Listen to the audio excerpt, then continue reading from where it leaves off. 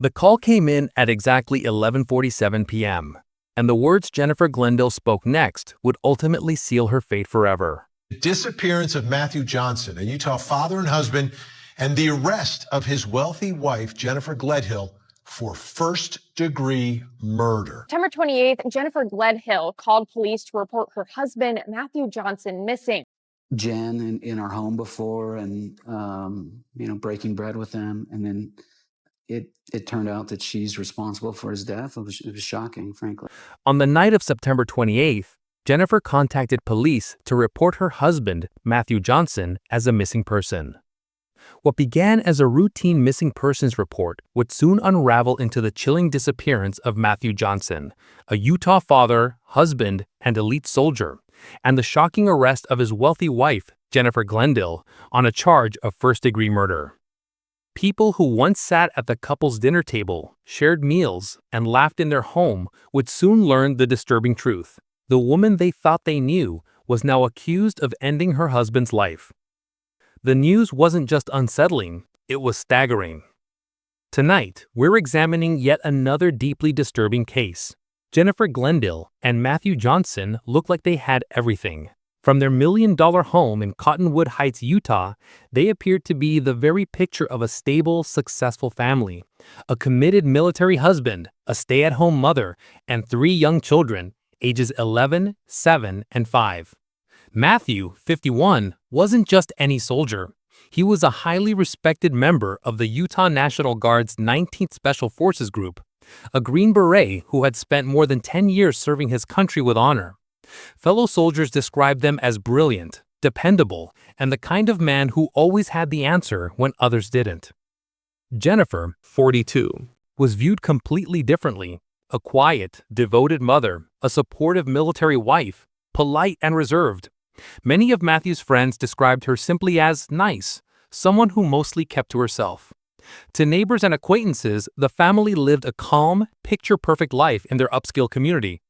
But behind the facade of a polished marriage, deep fractures had already formed. Divorce discussions had started as early as July 2024, and court filings painted a picture of a household in chaos, a marriage spiraling downward long before the world knew anything was wrong. In August 2024, Jennifer sought a temporary protective order claiming she needed legal protection from Matthew. But when the case went before the court, what happened next would become a devastating turning point. 3rd District Commissioner Russell Minus reviewed the evidence, and what he found didn't match Jennifer's claims. The video footage she provided, meant to show fear, instead revealed her as calm, unthreatened, and equally confrontational.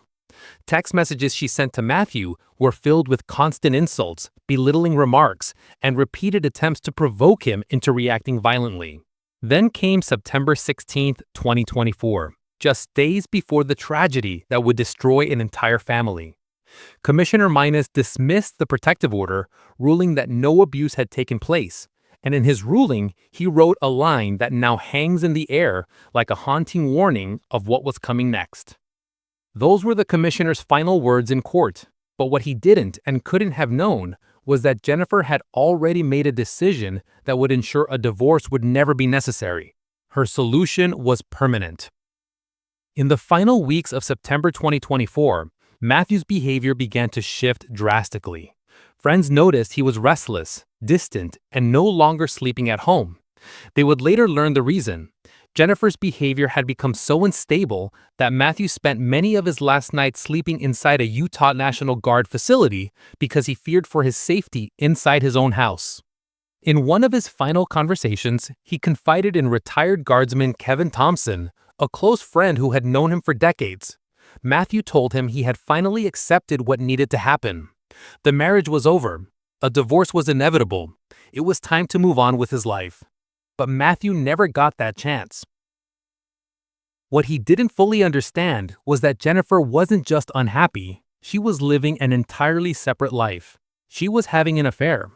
Not a brief lapse in judgment, but an intense, consuming relationship with another man. A relationship that prosecutors would later say became the backbone of her motive. And there was a moment, one that in hindsight should have set off every alarm. On September 19, 2024, Just 2 days before Matthew was killed, Jennifer showed her lover a gun, a Glock 19X, loaded, the same weapon she kept inside the house she shared with Matthew. At the time, it might have seemed harmless. Plenty of military families owned firearms, but prosecutors would later call it something else entirely: premeditation. Because Jennifer wasn't acting impulsively, she was planning. She arranged for all three of their children to stay overnight at her parents' home. No witnesses, no interruptions. The stage was being set, meticulously, for a confrontation that would end in murder. September 20th, 2024 began like any other day, but by that night, the fragile illusion of the Johnson-Gledhill marriage would finally collapse. Matthew had learned the truth. The affair was no longer hidden, and neighbors would later report hearing loud shouting coming from inside the house. Jennifer would later confess that Matthew confronted her, furious, yelling because he now knew she'd been sleeping with someone else. Years of resentment, betrayal, and marital decay erupted into a final argument, one that would end in a way no one could have imagined. And what happened next would haunt everyone who ever heard it. In the early hours of September 21st, 2024, while Matthew slept in the master bedroom, unconscious, unguarded, and unaware of the danger lying just feet away, Jennifer made the decision that would fracture multiple lives forever. She reached for his own 9mm handgun and fired a single shot into her husband's head as he slept. What happened next sounded less like panic and more like procedure. According to her own confession, Jennifer dragged Matthew's body into a rooftop storage container, forced it down the stairs, and loaded it into the back of the family minivan. She smashed his phone, then took his truck and abandoned it in a nearby neighborhood, just a few blocks from their home, making it appear as if Matthew had simply vanished. Then came the most chilling part of her plan. Jennifer drove north with her husband's body and buried him in a shallow, unmarked grave at a location that even now has never been found. When she got back home, she didn't collapse. She cleaned. She scrubbed the bedroom walls with bleach, she used carpet cleaners to erase blood traces, and she ordered a brand new mattress, delivered just 2 days later, to replace the one soaked with her husband's blood. But for all her planning, Jennifer still made one mistake. The mistake that would undo everything.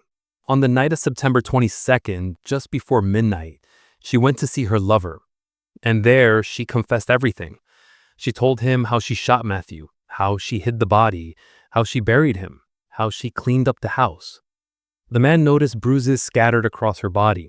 When he asked where they came from, she answered casually, almost coldly, saying she got them while burying her husband and scrubbing the house clean. The man was horrified.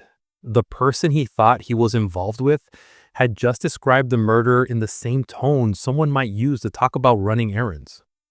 And the horror didn't end there. Shaken and afraid, he recorded their next phone call. When he told Jennifer her story terrified him, her response became one of the most unsettling pieces of evidence in the entire case. Wow, if you think I could even hurt a fly. Like, he's not a person. He wasn't a person anymore. He wasn't Matt. Her voice was flat, detached, emotionless. In her mind, Matthew was no longer a husband, a father, or even a human being. He was just gone. But Jennifer's unsettling admissions went further. When her lover asked if she would feel fear if the rules were reversed, she answered without hesitation, "Not if I deserved it." She joked, or perhaps she didn't at all, about past lives, calling herself the Queen of Hearts, saying she was the sort of person who would declare off with their heads. She spoke of rounding up the scum of this earth and putting them on an island, or worse, killing them all, as if that would somehow tidy the world back into order. Then, in a moment of stark contradiction, she begged him not to see her as a monster and asked him to remember who she had been before she spoke. The irony sat like a weight. She was pleading for empathy after calmly confessing to taking the life of her children's father.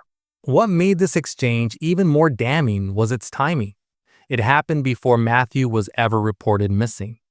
In those conversations, Jennifer already referred to her husband in the past tense, speaking as if he had ceased to exist, even though the rest of the world had no idea he was dead. It would be 6 days after that confession before Jennifer called the police to say Matthew was missing. She told officers that he had told her he would be gone for a week and had instructed her not to call him. Meanwhile, the Utah National Guard had already begun searching when Matthew failed to show up for duty on September 23rd. Unbeknownst to Jennifer, her lover had been quietly collecting proof. He'd taken screenshots of their texts and recorded their phone calls. Then, on October 2nd, 2024, he took that evidence to police, a move that would shatter the story Jennifer had been crafting for herself. When Cottonwood Heights officers executed a search warrant at the Johnson-Gledhill residence on September 28th, what they found contradicted her account in stark physical detail. In the master bedroom, investigators discovered a dark, blood-stained area on the carpet beneath the bed. Blood was present on the slats of the bed frame, a grim confirmation of the confession Jennifer had made to her lover. The house still carried the sharp odor of bleach. Reddish-brown stains marked the walls, the bed frame, and the blinds. And the mattress in the bedroom? Brand new. Phone records would later reveal the timeline. Jennifer had ordered that mattress on September 24th, 3 days after Matthew was killed, and it had been delivered just 2 days later. As investigators dug deeper, they also recovered GPS data from Jennifer's phone showing her movements on September 21st and 22nd. Data that would become another thread in the fabric of a case built from confession, witness recordings, and physical evidence. The GPS data confirmed everything. It showed Jennifer driving to the exact location where Matthew's truck was abandoned at around 6 a.m. and later continuing north toward Davis County, the very area where she would later claim to have buried his body. On October 2nd, 2024, armed with her recorded admissions, phone evidence, and the physical trail left behind in the home, police arrested Jennifer Gledhill on charges of first-degree murder and obstruction of justice. But the case was far from finished. Just a few weeks later, on October 24th, 2024, the investigation expanded, and so did the list of suspects. Jennifer's parents, 71-year-old Thomas Gledhill and 67-year-old Rosalie Gledhill, were both taken into custody and charged with 4 counts of obstruction of justice. Detectives discovered the couple had spent more than 5 hours inside Jennifer's house during the cleanup window, despite initially claiming they were there for less than an hour, simply to pick up clothing. Further evidence revealed that Rosalie had purchased the replacement mattress and had her phone remotely wiped, erasing all location history during the crucial time frame. When investigators asked Thomas about the master bedroom, he made a critical slip. "I did not go in where the incident happened," he said, unknowingly exposing that he already knew a crime had taken place in that room. And then came another discovery. Inside the Gledhill home, police found a Glock 19X gun box wrapped in a child's onesie, hidden inside a plastic tote near Jennifer's bedroom. It was the same type of firearm she had shown to her lover on September 19th. The same gun prosecutors believe she used to kill Matthew. The perfect murder the family had tried to stage was collapsing under the weight of its own lies. Months have now passed since Jennifer's arrest, yet Matthew Johnson's body is still missing. Search efforts have expanded across multiple Utah counties, stretching from Davis and Weber County all the way to Box Elder County near the Idaho border.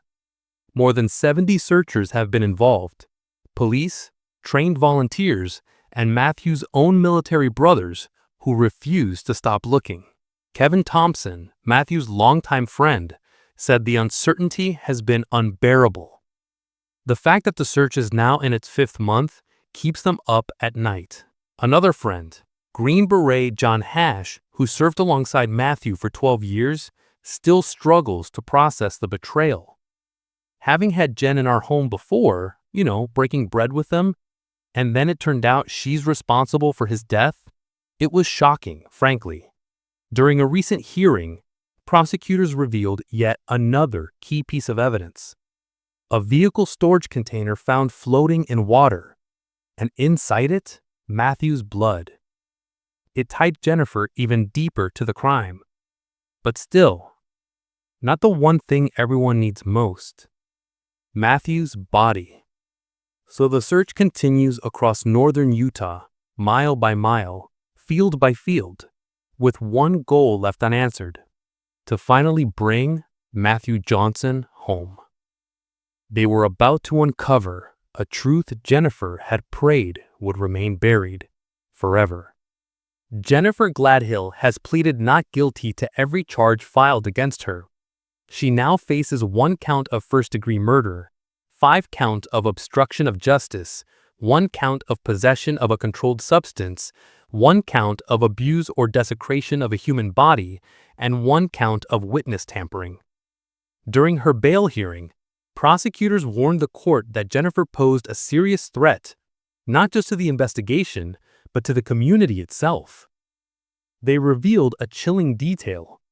Jennifer had told her lover that she would shoot herself before ever going to jail. To prosecutors, it was proof of her desperation and her capacity for further violence. The judge agreed. Bail was denied. Jennifer remained behind bars inside the Salt Lake County Jail. But the legal battle didn't stop there. Another complication emerged: Matthew's $500,000 life insurance policy with Credential, a policy for which Jennifer was the named beneficiary. With Jennifer now charged with his murder and Matthew's body still missing, the insurance company has asked the court to decide who should receive the money. Jennifer's trial is set to begin on December 8, 2025, and is expected to last 8 days. But no matter what happens in court, one tragic fact remains: 3 children have already lost both parents, their father to murder, their mother to a jail cell. Matthew Johnson's family released a statement through their victim representative. "We are hopeful that we will find Matt soon, or that Jennifer or someone will come forward with the location of his body so we can properly lay him to rest." The prosecution's theory is simple and devastating. Jennifer killed Matthew because he discovered her affair and she wanted to continue that relationship without a divorce, without custody battles, and without financial consequences. Murder in her mind was easier than ending the marriage legally. And now, as the world waits for Jennifer Gledhill's trial in December 2025, one question lingers like a cold echo. How does a mother of 3 justify destroying so many lives for the sake of an affair? Maybe we will never fully understand the depth of her selfishness, or the exact moment she decided that death was more convenient than divorce.